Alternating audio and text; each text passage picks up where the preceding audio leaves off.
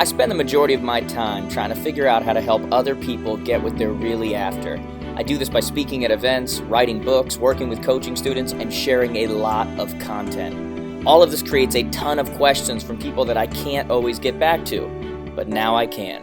This is the place to come where you ask your questions and I'll answer them. All right, what's up guys? Jared James here, and we are in episode 1 of hashtag Off the Cuff. I got it right this way.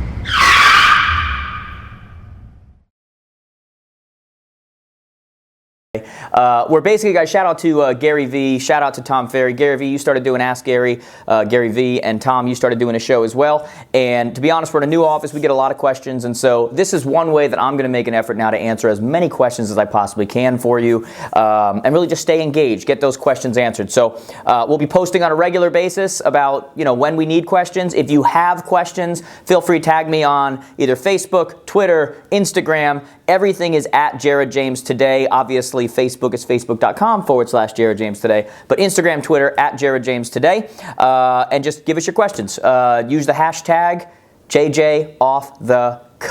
Okay? And as you can see, we're going to make a lot of mistakes, so you know this is really off the cuff. Okay? So first questions first. I have a question that came in this morning from Metro Toledo John, who I love. John, you know that I love you.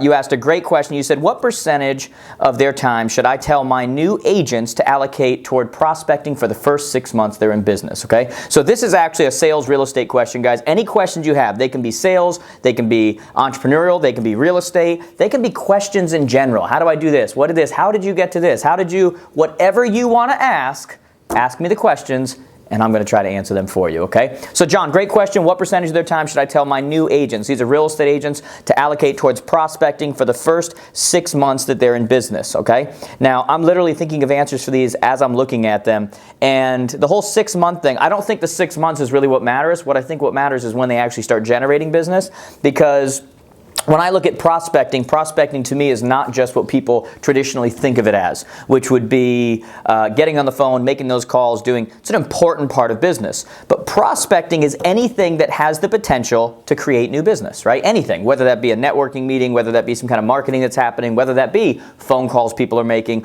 whatever it happens to be.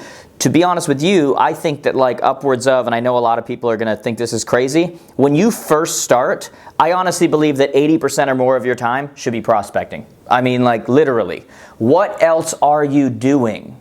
So we like to put these limits. We're going to do an hour a day. What the crap are you doing with the other 8 hours? If you're brand new in the business, what are you doing for the other 8 hours that you can't do more than an hour, right? And so I would be doing absolutely everything I could. I'd be sending those new listing prospecting letters out to every single house that comes up in my area that I'm trying to work. I would be taking out people's buyers for them. I would be doing open houses for them. I would be doing direct targeted marketing. I would be creating Facebook ads and responding to leads. I would be doing anything I possibly could 80 or more % of the time. The other 20% of the time or so, I'd probably be practicing. It's what pros do. Pros practice. Amateurs don't. So I'd be practicing what I'm going to say to these people, how I'm going to respond to these people. I'd be mirroring another successful agent in the office, seeing what they're doing, seeing if I can go on appointments with them, seeing if I can. That's what I would be doing, okay? I know it's not the answer that a lot of new agents are going to want to hear, but again, what the crap else are you doing? 80% of your time at minimum, okay? So Metro Toledo John, thank you so much for that question. You know I love you. We have another question that came in from Anonymous. It says, I've sent you a couple of, this one's going to get me in trouble. I've sent you a couple of questions on Facebook through the Messenger and I haven't heard back from you. How do I get you to respond? Exclamation point, question mark, exclamation point, question mark. This is actually, I really think it's actually a great question. Because I remember people who had a lot of followers and everything and trying to get through to them and how much it made my day when they would respond to me. And the truth is, I do respond. I mean, right, Rachel? I mean, I respond to a lot of people. I respond to a lot of people. The best way to get through to someone like me or to get through to someone else who's got more followers than I do, to get through to anybody else, is to not write them a book when you are trying to get them to respond. And, in the beginning, I did shout out Gary V, shout out Tom Ferry. You guys are with me, right? When you get that life story that goes on and on and on and on, and you're sitting there trying to figure out what is the best use of your time, there is absolutely no way that we can respond to every single one of those. It's just too long. It's too convoluted. It's true. So if you want to get through to someone like me or someone who does what I do or something else, keep it short, keep it simple. It's the easiest way because we'll give quick responses. We'll be on a plane and give a quick response. We'll be sitting somewhere and give a quick response. That is the best way for you to get a hold of us, okay? So, I'm not sure who you are because it says anonymous, but I can almost promise you, if I didn't respond, you probably sent me a book, okay? And no offense, but if I'm going to read a book, it's not going to be a Facebook message. Next. Jared, what is your best tip for time management? It seems like no matter what I do, I just can't get it down. The first thing that has to change is this, guys. I've been saying this everywhere I go lately, right? I don't believe in time management. I don't believe time can be managed. I don't believe that's even a thing, okay? If you don't believe me, go manage time for the next 12 months. Tell me how many seconds there are in a minute. Ready? Do it. Okay, there's still 60 seconds in a minute. So I guess you didn't manage it well enough. Go another 12 months. Manage time the best you can. How many seconds in a minute? 60. So what does that mean? That means that time management isn't what we're after. We can't manage time. We can't change time. It's the ultimate equalizer. Everybody gets the same amount of time. What we can manage is who? Right here. Somebody should write a book called Get Out of Your Way, right? We are the issue, not time. And as long as we are putting the emphasis on something out there we can't control, like time, guess what? We're never going to change a thing. Time management to me is a lot like money management, right? We talk about money management and these kinds of things. You ever met people who were just as broke at $30,000 that they were at $300,000? Okay? The issue is not the money, the issue is them, their lifestyle. It's the exact same thing. So my thing for you would be to stop focusing on things like time, stop focusing on things like money, and start focusing on the person you see in the mirror. That is my tip for you, okay? Another question here. Jamie, and I don't want to butcher your last name, but Klutsch, K-L-E-U-T-S-C-H.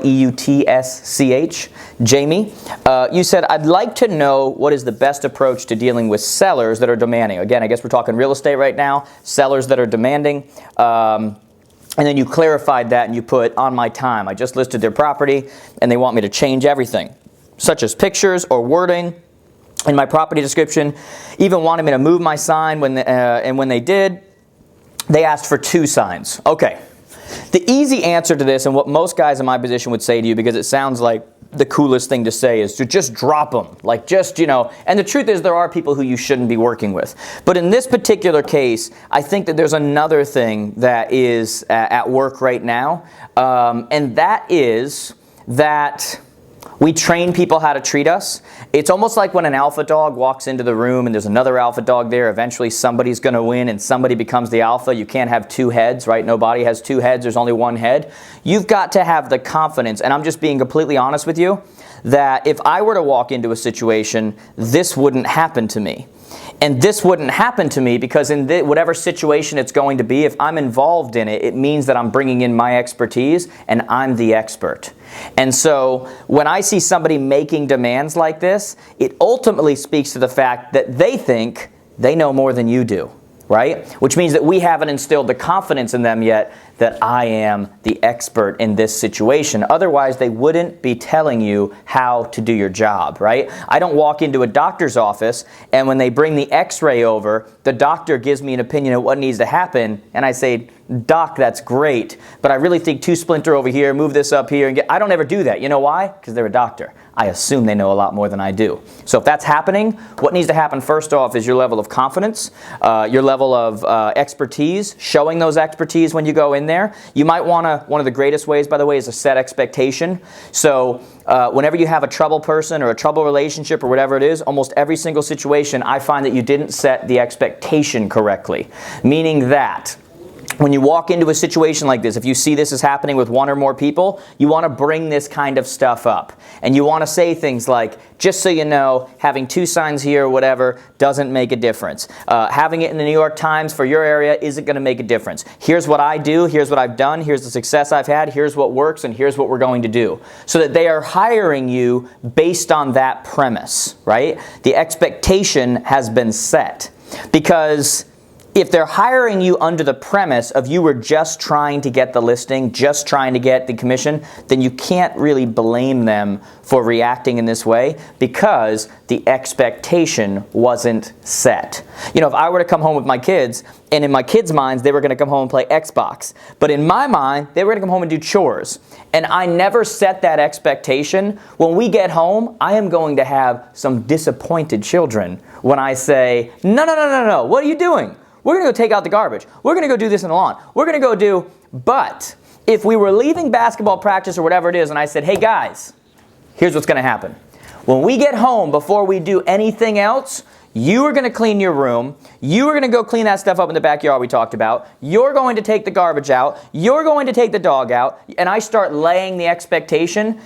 Guess what happens when I get home and now I say, do those things? They do what I say and the expectation's been set. So, as easy as it is to put the onus on this person, because they obviously in this situation, are very demanding and they're probably like that in their general life, you can combat this simply by creating expectation, okay? Now I want to pull up. We had some questions come in on Instagram. Again, at JJoffthecuff today. I've gotten very active on there now. I had a question come in actually from somebody I know pretty well, that was kind of, I think it was a joke question, although we just had a bunch more come in. I think it was a joke question, but I actually think it's a great question because I think that a lot of people think like this. And I want to kind of clarify for them. So, my buddy Mr. 2425, I was thinking that would be an area code, but that's 4 numbers. So I'm not really sure what that means, 2425. I'm not really sure. It equals 600, but anyway. So, you asked the question, how can I be like you, right? And I know you're joking, so I'm not actually using this as or whatever, but it's funny because a lot of people have that expectation and they see people and they get excited and they're like, how can I be that person? How can I be that person? Many people want to be musicians because they want to be somebody. Many people want to be speakers, coaches, entrepreneurs, whatever, because they see someone like me. Many people, here's my thing, and I'm doing this more as a broader for everybody, not for you, because I know you don't actually mean that. Nobody plays you like you, right? It's like the one defining thing we have on this planet is your unique DNA. So my whole thing is, and it sounds cliche, but whatever you do, do it like you. Because when you're trying to appear and trying to appeal to the whole market, you actually lose who you are. When the truth is, I would rather go to a pond where others aren't fishing, right? So I would rather go to a place for people who particularly are going to be attracted to my personality and they're going to buy all in on me rather than trying to be everything to everybody and getting little nibbles and little bites here and whatever, because then I know who to focus on, right? And so some people aren't meant to be speakers and coaches and trainers and whatever they happen to be because they just don't have that skill set. They just don't have, but they are amazing accountants. Like they kill it in accounting because that's what they do really well. So my whole thing is, it's not about trying to be someone else. It's not about trying to, whatever it may be. It's ultimately about going to the pond that you're going to fish most effectively in and being that person the best you can, which means that you're not going to have to act. When I turn this camera on and whatever it may be, I'm not like this all the time. I promise you that. I promise you Gary Vee is not like that all the time. I promise you that I know Tom. Tom's not like, we have personality traits that maybe bring more energy and do whatever it is, but there's something about getting on stage or something about that light going on. I got on the stage yesterday and I met somebody. I did this event and somebody came up and she was like, I've been wanting to meet you forever. And she goes, I didn't know you were going to be so nice. I said, what does that mean? And she's like, I don't know, you kind of like in the videos and in the coaching trainings and whatever, you kind of kick our butts around and whatever. It's because we have that mode we can go to, but I don't have to act. It's just a part of me, okay? And so your whole thing is finding your lane, or really the example I want to use is finding your pond to fish in. That's really what you want to do, because when you find that pond, what you're going to find is you've got the right net already, you've got the right fishing pole, you've got the right bait, and there's absolutely no acting involved. All right, guys? So, let's keep this going, guys, going forward. I'm not sure how often we're going to do these, although I think we're going to do them fairly often now that we're in our new space, which is so freaking cool. I love this office here, okay? So keep your questions coming in. I think we have hashtag JJoffthecuff. I'm going to get this down, guys. You can tell it's off the cuff because I can't even remember the name of it, okay? You can tweet me, Instagram, whatever, at JJoffthecuff today. Go hit me up on Facebook, too. Ask your questions. My question of the day today, though. My question of the day is, Do you have a better name? So I kind of like hashtag JJoffthecuff, but I'm open to anything, guys. If you have a better name, a better hashtag, a better name that you think would do for what we're doing right here, go ahead, send it over. I want to see it. Tweet me at JaredJamesToday, Instagram me at JaredJamesToday, hit it up on Facebook, whichever way you want to get a hold of me. Give me something on that. With that being said, guys, thank you so much. I'll see many of you in person soon. Have a great day. Talk to you soon.